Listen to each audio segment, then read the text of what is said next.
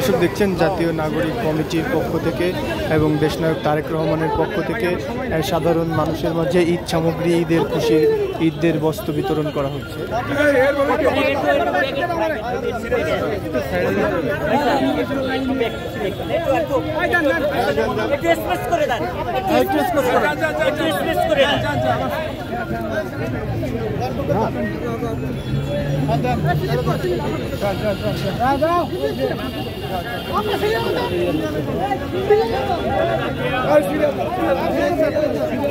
আস্তে আস্তে আস্তে আস্তে একটু এই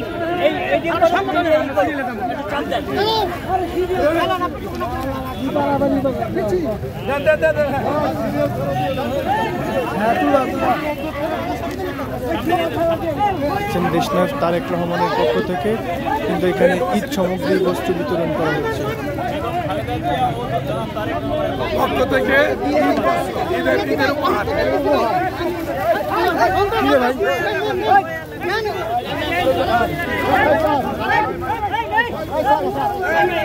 বেগম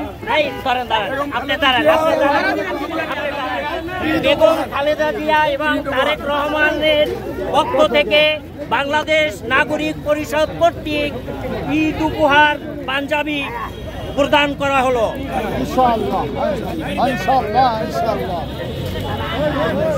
ভাই বলেন, ভাই বলেন, ভাই বলেন, ভাই বলেন।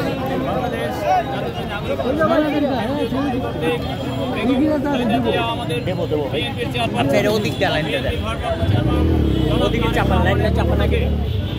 বাংলাদেশ জাতীয় নাগরিক পরিষদ ঈদ বস্ত্র গ্রহণ করেছে।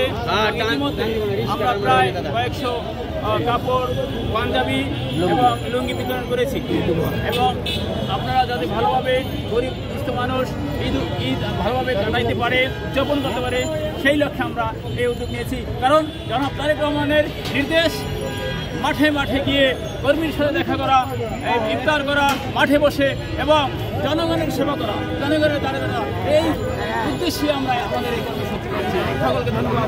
বেগম খালেদা জিয়া এবং তারেক রহমানের একটি মহৎ উদ্দেশ্য কাজ করে, দেশের মানুষ ভালো থাকবে, দেশ ভালো থাকবে, দেশের অর্থনীতি ভালো থাকবে, সাধারণ মানুষ যেন ঈদের দিন কোনো রকম মন খারাপ না করতে পারে, সেই জন্যই আজকের এই আয়োজন। ইনশাল্লাহ আপনারা ঈদের দিনে অনেক বেশি খুশি থাকবেন।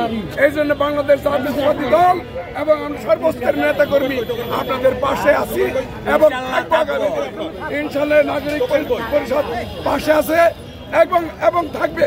এবং তারেক রহমান যখন দেশে ফিরে আসবেন আরো বেশি ভালো থাকবেন, আপনাদের পাশে আমরা এবং তারেক রহমান সদা সর্বদা আছে এবং থাকবে। সবাই দোয়া করবেন বেগম খালেদা জিয়ার জন্য এবং তারেক রহমানের জন্য, এবং অচিরেই যেন একটি সুষ্ঠু নির্বাচন করতে পারি সেই জন্য সবাই দোয়া করবেন। ইনশাআল্লাহ বিপুল ভোটে ইনশাআল্লাহ বিএনপি জয় হয়ে আবার ক্ষমতায় আসবে।